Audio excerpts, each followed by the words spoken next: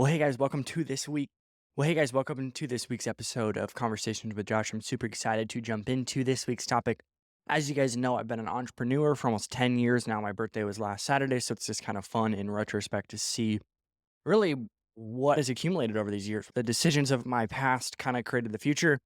As of today in 2023, I've been an entrepreneur again, like I said, for over 10 years, starting with a simple social media business and doing brand partnerships all the way to being a creative director for multiple companies and now being a co-owner and owning companies in the past. And honestly, opened up a question poll on my Facebook and my Instagram, kind of in that space of man, what has it been like leading a business, being an entrepreneur in the last 10 years? Obviously, everybody kind of wants to be one. And what is it like to be somebody who truly never thought that they would be an entrepreneur? That was not in the plan.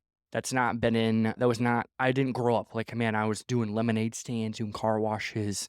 If you'd have asked me at 12 what I would have been and growing up, I'd be a point guard for the Chicago Bulls. And obviously, that's not happening. So, as we jump in, and really there's 10 questions that I want to dive into, really taking the hundreds of questions you guys sent in and bringing them into making sure that we're hitting all of it. And we're not gonna be able to hit all of it in a 20 or 30-minute podcast, but we're gonna try. We're gonna try to hit some major themes. And as you can see, my dog Cash is in this week's episode as I wanted him to be. And so jumping into the first question, what advice did you listen to that fueled your success as a young entrepreneur? Man, I I come from the background of really the American practical dream of you do okay in high school, you get a 4-year bachelor's degree, maybe you get a master's degree, you get a normal job, you build it up, you retire at 65, call it a day. So as you can see, me stepping out of college the first time and then the second time of understanding that, man, I don't think this is for me. As you can see, there wasn't a lot of advice that I even took. There was times where honestly it felt like I was the only one, which is a lie, but that I thought this way or that I was supposed to go this way or that I was doing the wrong thing. And what I would say is I did have people in my world who challenged not just my belief system because I'm a Christian, I've been a pastor and a leader, and a lot of this podcast is very much so that of leadership podcasts within the Christian space, but this is just general entrepreneurship. So the advice I took from people who not just were in the space, but also people who just believed in me was, man, if I don't believe in this, nobody else will. What I saw in the future, the things that I imagined that could potentially happen through one simple yes of saying, taking one social media client all the way to now, again, almost 10 years later, you can see that over this journey, even still being in my 20s, there's people who don't understand, people who don't quite get it. But what I would say to you is if nobody else on the planet besides you believes in it and you absolutely believe in it, that's okay. You don't need other people to believe in it. You don't need people to get the full picture. It's your picture. It's your vision, aka you're responsible for doing that. You're responsible for doing what God tells you to do. Obedience is looks like 100% commitment. You're all in. So that was some advice that I took was, man, I need to believe in myself. I need to be all in on this journey. So believe in yourself, be all in. Don't have one foot in, one foot out, jump in.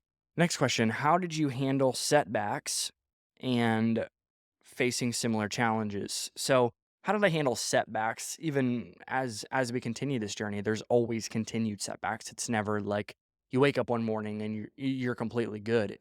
It's a lifelong journey, setbacks and challenges and things coming up. So how did I handle it? I tend to be kind of a workhorse, an achiever, some would say. So I always used it as fuel. That's not to say that there was times where I wanted to quit. There was times where I was uber depressed. I always kind of struggled with that on the topic of depression, anxiety. Kind of always dealt with clinical depression and clinical anxiety. So dealing with that was much more harder to me than getting a client. Like a client, signing a client or getting a business and a long-term contract tended to be easy to me because I was very good at my craft. But it was more the personal side of it, as there would be days where I didn't want to wake up, like didn't want to get out of bed. There was times where I just wanted to quit everything. I just wanted to go back to college and just do the normal thing because was encouraging me in those moments. So I had to figure out how to encourage myself, how to establish discipline over desire. And even on the days where I didn't want to go work out or I didn't want to go do a video shoot, those were the days where I tested to see even if I actually was disciplined. And we always don't want to default just to being a disciplined person. You got to be aware of your body, even in your mind. Like maybe I really do need a day off. Maybe I really do need to take a deep breath or say no to this client or say no to this gig. So that's how I handled it. Was I use it as fuel, but I use it as a learning tool. I definitely never wanted to repeat the same mistake multiple times in a row. Always want to learn from it. I'm not a mistake, but I made one. And yeah, just not letting other people have opinions that weren't going to encourage me or build me up. People were going to tear me down. Just not in my inner circle. That's a great question, by the way. If you can figure out some sort of strategy of how you're wired to get yourself out of the gunk, get yourself out of those setbacks, you're going to seriously be way ahead of 99% of people in this space. So, how did you stay ahead in tech for business growth? Yeah, I, s- I was actually just talking to somebody this morning, a fairly large nonprofit, and I talked about how it was like 2016, I was making specific content for Instagram. And this was in a moment, especially in the church where I tend to spend a lot of my time, it's very judgmental. People were not for it. People thought that you're being polarizing or you're not necessarily following the will of God if you're making content because God's plan is the local church. And they didn't understand that that actually is a system or strategy to get people in your local church. And even more, it is a place. It's a space where people are at. So I tended to be kind of ahead of the curve. I wouldn't necessarily call myself an early adopter across the board, but I definitely do think there are moments where I look back and see, oh, I definitely picked up on that trend way before other people. Even what I tend to teach people now is you need to be so self-aware that you're actually seeing trends before they're trends. The early adopter, anyways, is like what 3% of the human population. So I know that I'm speaking to much more than early adopters, but how you get into that space of being aware of trends and even being able to sense what a possible trend could be. And I'm not talking about a TikTok trend. Like you're not an early adopter for doing a dance before somebody else dances or creating a piece of content that somebody else didn't already. That tends to be some tendencies of understanding an ecosystem, like you're understanding social media. What an early adopter is seeing the potential of TikTok in 2018, 2019, downloading it and making incredible content at that point. If you're an early adopter 2018, 2019 on TikTok right now, you're making $40,000 a deal. So as I've communicated, even owning a digital marketing agency for 5 years, and I had 19 employees, hundreds of applications constantly coming in my inbox of people desperately wanting to work with our organization at 21 years old. I was aware that my responsibility, especially in the marketing space and the business space, was to be ahead of the curve. Like, where is entrepreneurship going? Where is digital marketing going?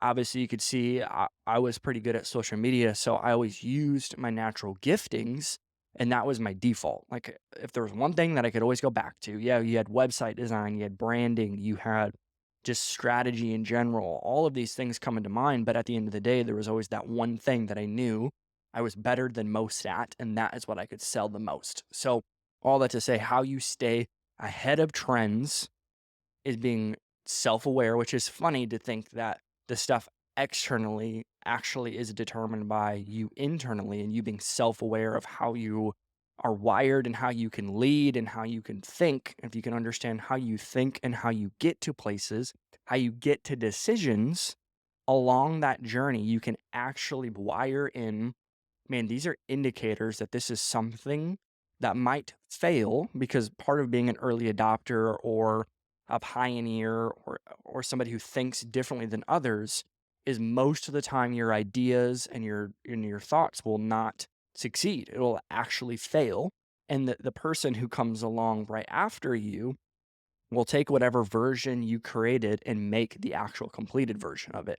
That's the tough part about being an early adopter. Yes, you get high reward, but also high risk. You might have success short term and you are helping other people get to where they are. That's true success. You not getting where you think you should be, but you helping other people get to where they don't even know they should be, but you are so forward thinking that you're going to get them to wherever they're supposed to be. So, all that to say, I did a lot of research, a lot of reading, a lot of things that came back from the 40s and 50s, and seeing kind of where tech has been and where business has been and where leadership has been, and understanding the wiring of a generation. I'm Gen Z, so I'm looking at Gen Z, I'm looking at Gen A and going, man, how do they think? And how can I get ahead of them when it comes to thinking to make sure that at the end of the day, they feel needed, they feel known, they feel seen, they feel valued, and that they feel like they can make a change with or without me. Great question.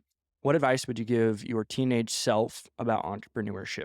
That's a great question, by the way. I love when people ask that question, and I often ask that question a lot too of people who I look up to. So that's a great question. What advice would my teenage self? So my teenage self, again, like I said, had no idea I was going to be an entrepreneur. I did not have entrepreneurship tendencies. I tend to always be dominant, and I tended to always not like being told what to do. I never really treated my teachers as respectfully as I should have. I definitely think you obviously should. Anyone in your life who's a leader or somebody who's above you, even below you, obviously. But I would have gave myself this: listen to what other people are saying more than you talking. I'll go super practical and then super high level. You need to listen more than you talk.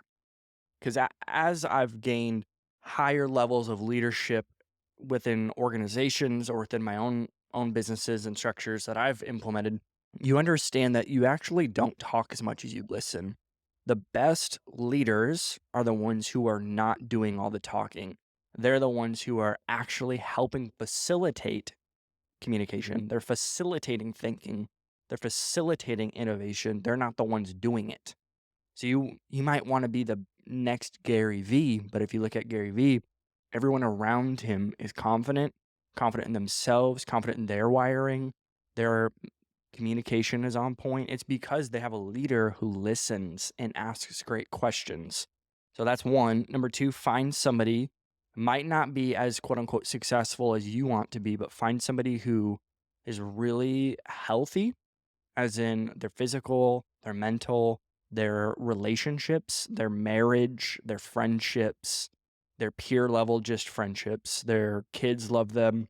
Take them out to lunch or ask them to get coffee or get on Zoom or FaceTime and ask them questions on how they think. How did they get to that point? So, what was your thought process when your wife did blank, or when you guys had your first child? What were you thinking about as you became a father? What were you thinking about as you became a lead pastor?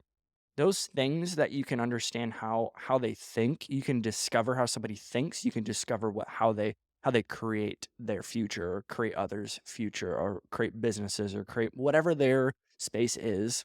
I'm saying find somebody who is successful in that. Don't find the person who might have a lot of money or a lot of Instagram followers, but they're horrible people and don't treat people with respect, and they don't have close friends.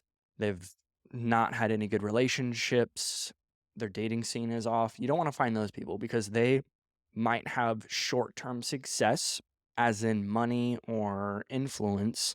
But that stuff's fleeting. That stuff, you lose really emotional connection to that very, very fast. You need to find what has substance, which is your personal health, spiritual, physical, psychological. Don't ever follow somebody who's not in therapy at some point. Or they have like a mental coach. Or again, you always want to follow somebody and have a mentor who is taking care of themselves, because you cannot take care of other people before you take care of yourselves. Every single time you get on an airplane, I've been on like 40 flights this year. Every time when they talk about the air mask, they always say, put it on before, put on the oxygen mask before you put on your child's, because you can't actually take care of that child unless your mask is on, because you're going to be passed out and the baby or the child's not going to be able to do it themselves. So always make sure your health is in line. It's obviously not mutually exclusive. You can't take care of yourself and be rude and abrasive and dismissive to people. That doesn't work either. So the person take care of themselves and they take care of the people around them. They're loving, they're kind, they're generous, they're sweet. They have a sense of confidence to them, but not arrogance. Those are the people that you want to get lunch with. Those are the people you want to get coffee with. Pick their brain, serve them, listen to them, and ask tough questions to them. So that is a couple things that I would suggest that my teenage self would have done that I didn't. How did ethics contribute to your business success? So what is ethics? How does that implement when it comes to business? So obviously there's the micro ethical decisions you make every single day. Like I'm gonna be kind, I'm not gonna lie, I'm not gonna cheat, I'm not gonna steal. But the bigger ecosystem of the United States of America, where I live, and I understand that there's a lot of countries that listen to this podcast, but I would say that our general moral compass is the same across the board. So, what I'll say to this, because I've had people who work for me, all different races, different places, different faces, different spaces, all different backgrounds, diverse belief systems, anything you can imagine. I've had people on my staff within the business space. The church tends to be a little bit less diverse, one specific church, anyways, that I worked for. But you got to treat people the way you want to be treated. It's the golden rule, right? That your ethical decisions come back to your moral compass, which comes back to your self awareness. You knowing your triggers, you knowing the things that bother you, the things that make you cry, the things that make you angry, the things that make you passionate. Those are the things that are going to curate your decision making. Those are the things that are going to curate the way you talk to people, you engage with people, specific people, and even your belief system when it comes down to like Christianity. Like I'm a believer, I've been a pastor, I've led in the church. So how does that dictate how I treat people in the business world? It goes like this. I follow Jesus, the way he treated people who didn't quite necessarily believe in the same things he believed. That does not mean that I'm inclusive 24/7 with all of my experiences or my relationships. I'm not inclusive 24/7. I protect my inner circle. That doesn't mean I can't be kind. That doesn't mean I can't be a good listener, always have a smile on my face, being generous with my time, and giving people the benefit of the doubt. That's what I'll say to you is give them the benefit of the doubt. Your ethics come back to your worldview, and your worldview is shaped by your beliefs. So if you can create a level of self-awareness to know that this is the why behind my beliefs. So you're getting to the true root cause of why you believe certain things. Why was this something that my dad said when I was a little kid that curated this belief system about this specific group or this specific type of person or this whatever, you insert whatever that is for you. I don't need to give 100 examples for you to go, yep, that's something that my parents did that I'm not going to do, similar to you as a parent, making sure that you're not repeating everything your parents did, but taking whatever you learn from them and applying it to your system. So it obviously plays a massive part because our beliefs kind of curate our behaviors, and our behaviors create our future and everything that you're building. So let's talk about innovation, balancing business success and innovation. How do you do it? So how do you balance the willingness to just practically win on a daily basis as a business owner, entrepreneur, but then also be innovative? And again, I think those two things are different, but you got to be able to define both of those things. So, what is success to you? What is innovation to you? What is innovation to you? Is innovation taking something and making it better? What is success to you? Is success a number of dollars amount that's in your bank account? Is it the amount of people who work for you who feel like they're winning? Being able to define both of those things are super important. So, just my practical recommendations, as you said, how do you do it? So, how do I do it? I don't necessarily live a balanced life. I'll just say that. I know that the cheesy leadership thing is like, I don't live by balance, I live by rhythm.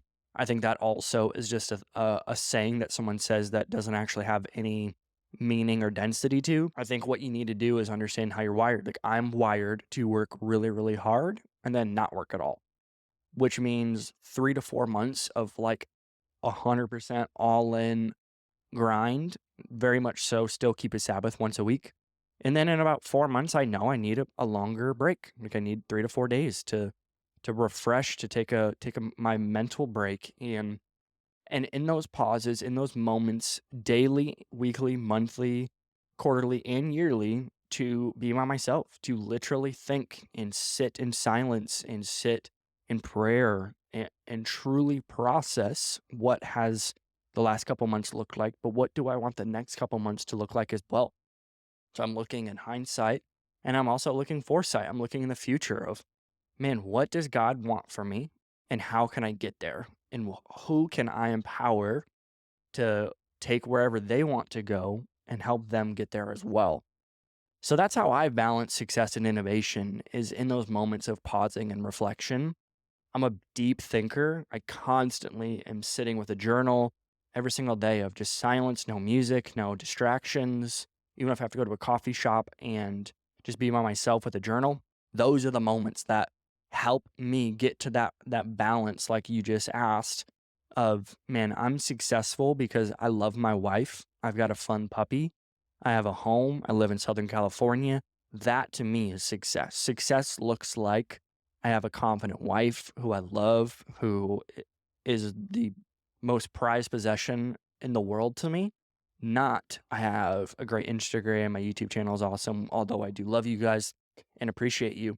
There's just like a more density to the things that I truly, truly, at the day that I leave this earth, whenever that is, I will look in hindsight and go, man, I chose to be successful in the areas that helped me continue the walk with Jesus, because success is obedience, success is walking with Jesus, and loving my wife and helping her create all the plans and futures she has for us. So that's how I balance success and innovation. Innovation obviously comes through not just gifting, but you continuing to steward today. You cannot create the future if you don't steward today. Innovation comes when you see an opportunity, you get obsessed with an opportunity, and you get obsessed with a problem.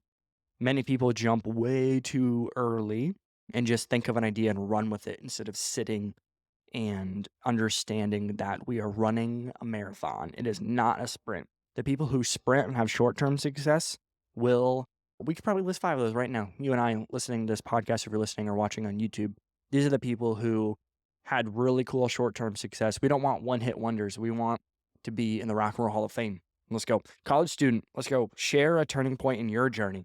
A turning point in my journey is when I left college to start my first business. It happened organically. I did not force it. I did not think that I would be a business owner. Like I said, I met with one client who actually was a produce company. They did like the Midwest stuff, like corn, beans, pumpkins, like all that stuff. And they said, hey, I understand that you are very good at social media. You're obviously good at digital content.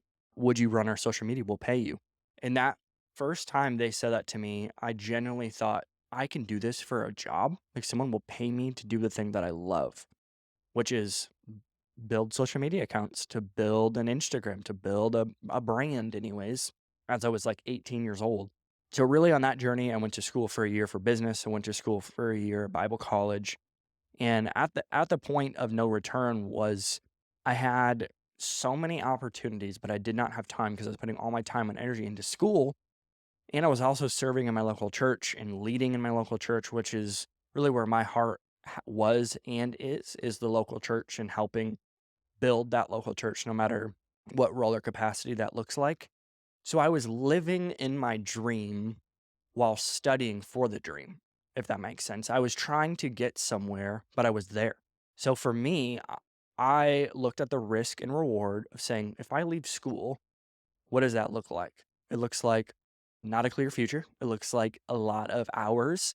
It looks like getting a part-time job to be able to make sure that I'm paying my bills and understanding finances and having no recollection of that. I didn't know how to do business finances. I didn't know how to do nothing. All I knew was I loved Jesus, I loved the church, and I loved marketing.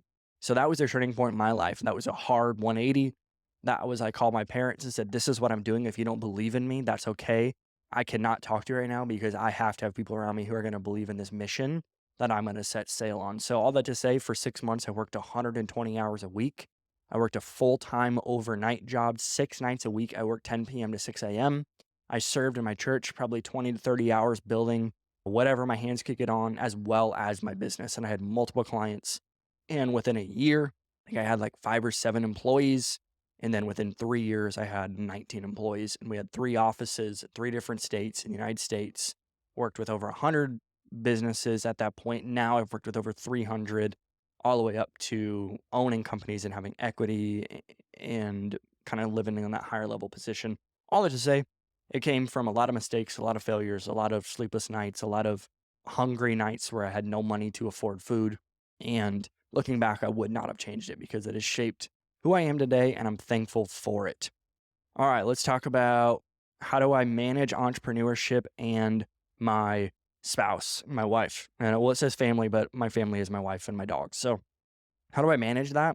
I manage it through communication, proactive communication, making sure my wife knows ahead of time, hey, I'm going to be working a lot this week. Is that okay? Sure. Cool. I'm going to be tired. I might be a little grumpy. That's okay. Just as much as her. She's an entrepreneur. She's a forward thinker. She's a visionary. She's much better than I am in all of those things.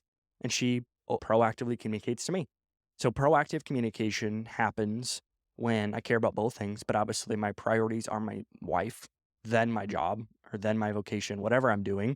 And making sure, I mean, we have a date night every single week. It's non-negotiable. I don't think we've literally ever missed a date night in 3 years. I'm not saying that to boast. I'm saying it's a priority. And as your spouse is a priority to you, show me your calendar. Show me your intentionality with that. Because like I said about the days where I didn't want to work or the days I didn't want to get out of bed, in those moments of habits, those are habits that I had. Those were the days where I truly understood I was disciplined. So the days where I wake up and I'm tired and don't feel like being a husband, it's not a choice. I mean, it is a choice. I'm choosing to be a kind, loving spouse that day. I'm choosing to serve them, and that's where the intentionality of a marriage or a relationship grows, is when you have to choose it. Because everyone wants those TikTok relationships where they're cute and sweet 24/7. It's not reality. There's days where you're grumpy. There's days where you don't want to be around anybody. You live in the same house. You got to be around them. You got to be on point. If you have kids, you got to be there for them. Those are the days that make you who you are. I saw, I think his name's Andy Elliott. He said, the test days are what make you a savage. And to me, that sticks in my head every day. The test days are the days that actually make you a savage, make you a winner, make you successful, are the days you don't want to do anything. The days where you want to lay in bed, you want to eat junk food, you want to not talk to anybody. Those are the days that make you ahead of everybody else. Advice for scaling up from ground zero. Scaling, I mean, again, you got to define what that means to you, because scaling a video business by yourself and you're saying, I just need one client a month, and that is at scale for me. Cool. But if you're talking like multiple employees, multiple organizations, a lot of different systems in place and structures and all that, my advice to you is crush every moment you can, even the days you fail, even the days you don't feel like it. To scale, anyways, is to take something from, like you said, ground zero all the way to the point of being at a place where you can truly take your hands off the wheel and allow other people to take it where you can't even go. It happens through super level of intentionality every single day. You better have the most dialed in schedule.